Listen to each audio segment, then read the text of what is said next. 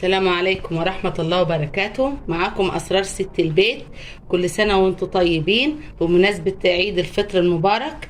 زي بعض اتأخرت عليكم أنا شوية، كانت عندي ظروف ووعدتكم ان انا اعمل السابليه، لكن ما قدرتش اعمله، كانت عندي ظروف ما قدرتش اعملها.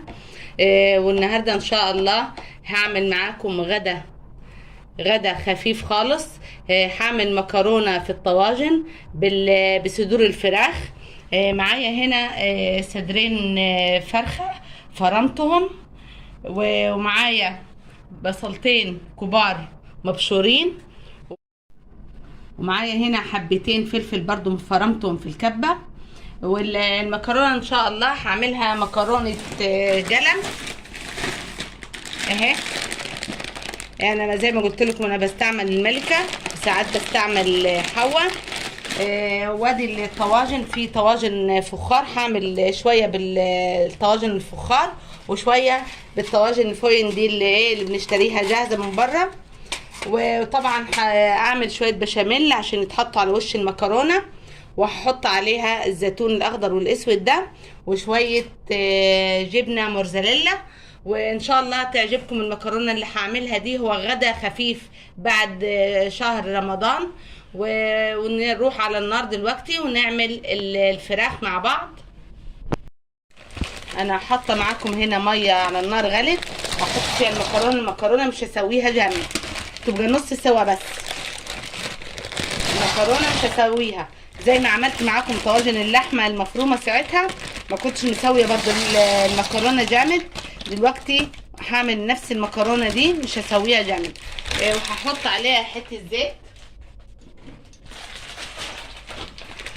شويه زيت وشويه ملح، واسيبها لغايه ما تستوي، ونشوف مع بعض الفراخ هعملها ازاي، هعصجها ازاي. حاطه هنا حله على النار فيها شويه سمنه، هحط نص مقدار البصل عشان لسه البصل هنستعملوه في الصلصه بتاعه المكرونه.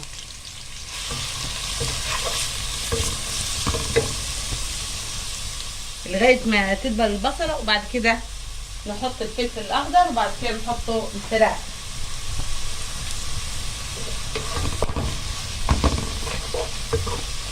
نحط فلفل اسود،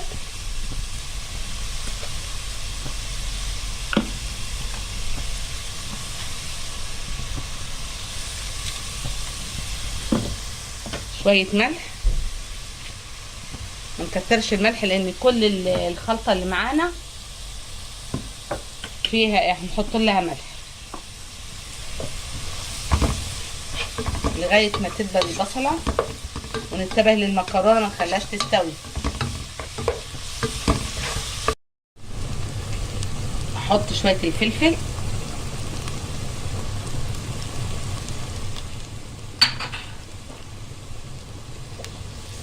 نقلبهم مع بعض.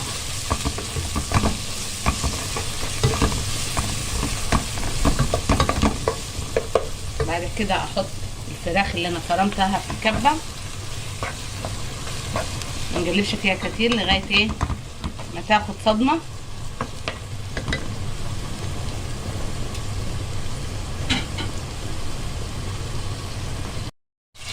اهي الفراخ وصلت للمرحله دي اهي، ونسيبها لغايه ما تستوي مع البصله. بعد كده نحط البصله بتاعت الصلصه اللي هنعملها للمكرونه.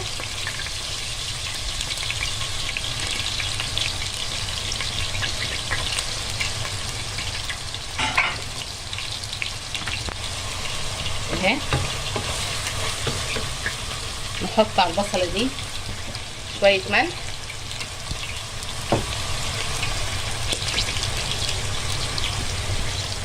شويه فلفل اسود، نفضل نقلبها لغايه ما تدخل في اللون الاصفر. بعد كده نحط الصلصه بتاعتنا. هبتدي هنا احط التوابل دي، توابل الفراخ طبعا اللي احنا عملناها مع بعض. بابريكا معلقه كبيره ومعلقه كبيره، توم باودر، نص معلقه صغيره. نحط شويه ملح تاني عشان احنا حطينا في البصل بس.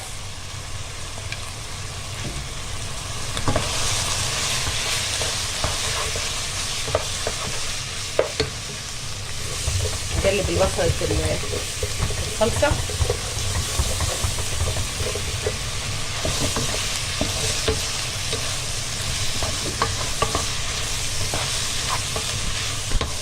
بعد كده هنعمل مع بعض برضو البشاميل، بس لما اخلص دولة ونشوف البشاميل بتاعنا. انا عملته معاكم مرتين قبل كده في القناة في رمضان.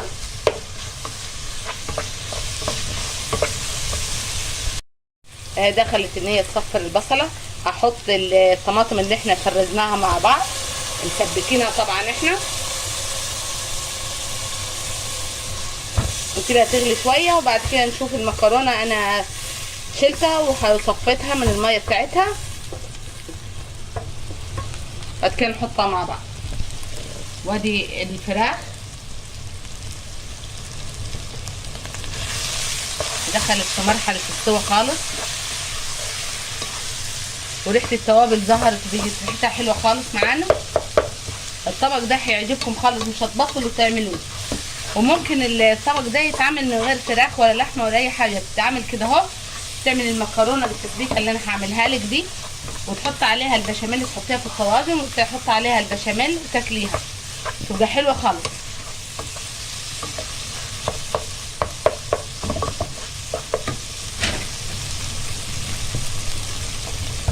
نحط على العين دي نحط البشاميل. نعمل البشاميل. انا حطيت 3 معالق سمنة وعليهم معلقة زيت. هحط 4 دقيق عشان يعتبر الدهون بتاعتنا اللي احنا حطيناها 4 معالق.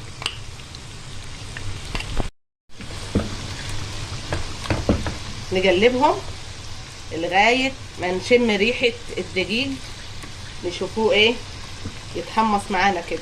وانا قلت لكم قبل كده في البشاميل اللي عملناه في المكرونة، انا بحب اعمل البشاميل بتاعي بالشوربة.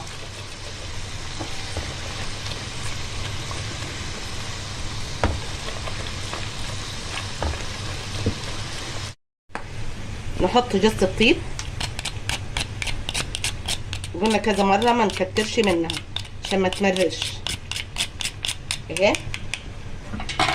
نحط شويه فلفل اسود، ونحط شويه ملح.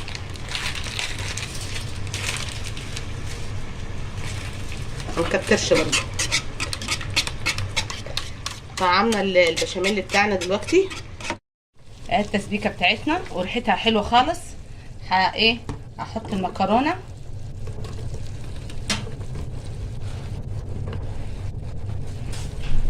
ادي اهي،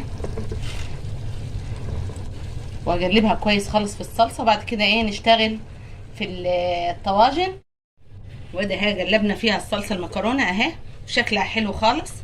بعد كده هناخدها ونروح نعملها في الطواجن اهي. نحط في الطواجن. قلت لكم معايا طواجن فخار والطواجن الالومنيوم الحراريه دي. انا الفراخ ودهنتهم زيت الاول. الفراخ انا هحطها على الوش، مش هحطها في نص المكرونه.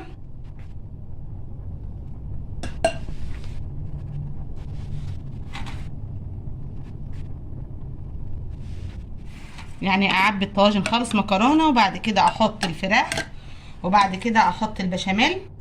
البشاميل اللي عملته طبعا وشفتوه، هي تشبه المكرونه النجريسكو، لكن المكرونه النجريسكو دي انا بعملها مكرونه الشرايط او المكرونه السباكيتي.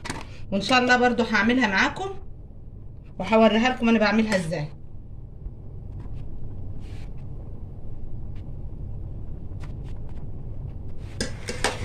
اهو ادينا اهو عبيت كل الطواجن اهي قدامكم اهي. هبتدي احط الفراخ بتاعتي واوزعها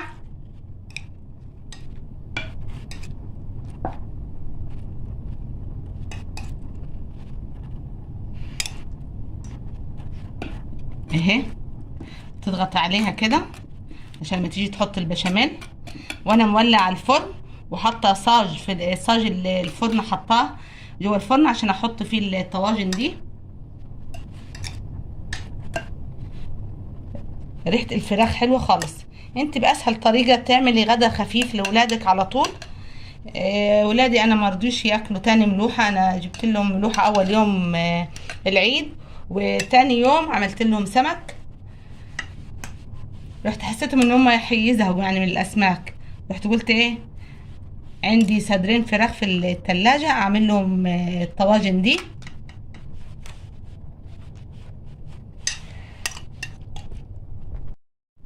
اهي بعد ما حطيت الفراخ على وش الطواجن بتاعتي، وش المكرونه، ببتدي احط البشاميل اللي عملناه مع بعض اهي اهو.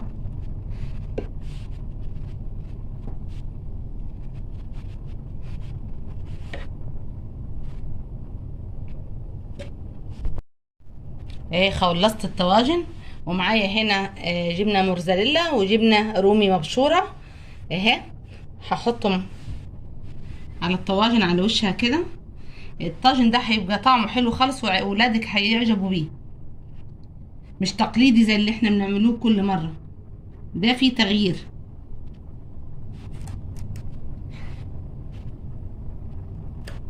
اهي. وبراحتك ايه تكتر تقللي براحتك انت.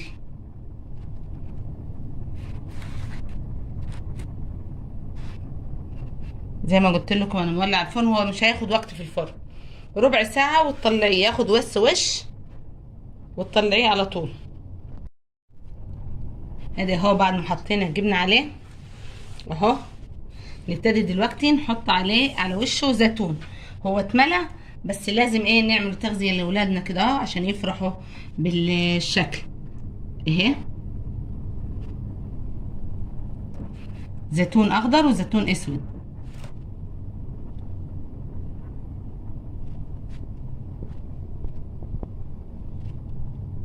اهو. ونحط الفرن، نحطه جوه الفرن، هيقعد معانا ربع ساعه بس، ياخد وش بس الجبنه بتاعتنا تحمر، ونطلع على طول من الفرن. ادي اهو بعد ما حطينا في الوش الزيتون اهو، شايفين شكله جميل يفتح النفس من قبل ما نحطه جوه الفرن اهو.